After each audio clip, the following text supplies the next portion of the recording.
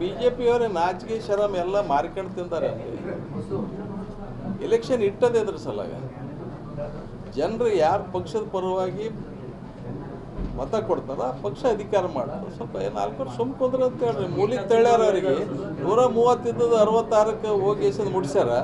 ಈಗ 28 ಇದ್ದದಕ್ಕೆ ಎಷ್ಟಕ್ಕೆ ಮುಡ್ಸ್ತಾರೆ ಜನ. ಸ್ವಲ್ಪ ಗುಂಡಿ ಬಾಯಿ ಮುಚ್ಕೊಂಡು ಸುಮ್ ಕುಂದ್ರ ಅಂತ ಹೇಳ್ರಿ ಬಿಜೆಪಿದವ್ರಿಗೆ.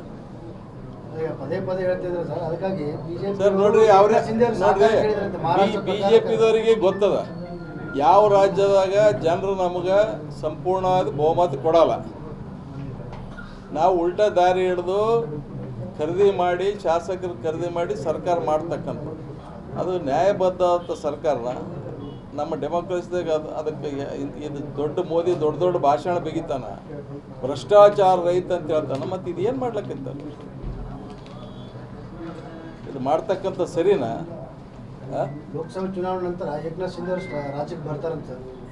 ಅವೇನು ದೊಡ್ಡ ತೀರ್ಮಾನ ಅಲ್ಲೇ ಏನು ಕಡಿಯೋದಾಗಲ್ದ ಅವನಿಗೆ. ಇಲ್ಲಿ ಬಂದು ಏನು ಕಡಿತಾನ ಅವಾಗ ಗಂಡಸಿದ್ರು ಬಂದು ಸರ್ಕಾರ ಮಾಡಂತ ಹೇಳ್ರಿ. ನೋಡಮ್ಮ ಏಕನಾಥ್ ಶಿಂದೆಗ ಅವ ಏನಾದ್ರೂ ಗಂಡಸಿದ್ದ ಏನು ಸ್ಟೇಟ್ಮೆಂಟ್ ಕೊಟ್ಟಾನ ಬಂದು ಗೆಲ್ಸಿಂದ ಒಂದು 4 ಮಂದಿ MLA ಕರ್ಕೊಂಡು ಹೋಗಂತೇಳಿ ನೋಡ.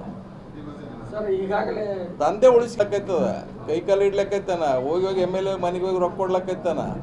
ಅವನ ಪರಿಸ್ಥಿತಿನೇ ನಾಯಕನ ಹತ್ತಾಗ್ಯದ ಏಕನಾಥ್ ಶಿಂದೆನ ಪರಿಸ್ಥಿತಿ. ಆ ಕಡೆ ಬಿಜೆಪಿದವ್ರು ಗುದ್ಲಕ್ಕೈತಾರೆ, ಈ ಕಡೆ MLA ಗುದ್ಲಕ್ಕೈತಾರೆ. ಅವನ ಪರಿಸ್ಥಿತಿ ನಾಯಕನ ಹತ್ತಾಗ್ಯದ. ಒಂದು ಮೊದಲು ತಂದ ಸೀಟ್ ನೋಡಿಕೆ ಅಂತ ಹೇಳ್ತಾರೆ. ಮಹಾರಾಷ್ಟ್ರದಲ್ಲಿ ಸಕ್ಸಸ್ ಆಗಿದೆ ತಾವು ನಾರ್ತ್ ಆಪರೇಷನ್ ಮೂಲಕ, ಅದೇ ರೀತಿ ಕರ್ನಾಟಕದಲ್ಲಿ ಮಾಡಿಕೊಡ್ರಿ ಅಂತ ಬಿಜೆಪಿ ಹೇಳಿದಾರೆ.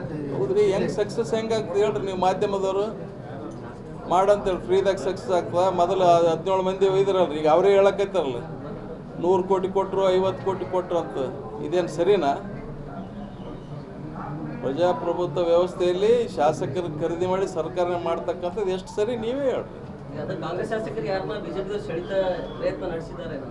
ಎಲ್ಲ ಅವ್ರಿಗೆ ಜಗಳ ಆಡಿದ್ರೆ ಪುರ್ಸತ್ತಿಲ್ಲ, ನಮ್ಗೆ ಯಾರು ಮಾತಾಡಿಸ್ತಾರ ಅವ್ರೆ.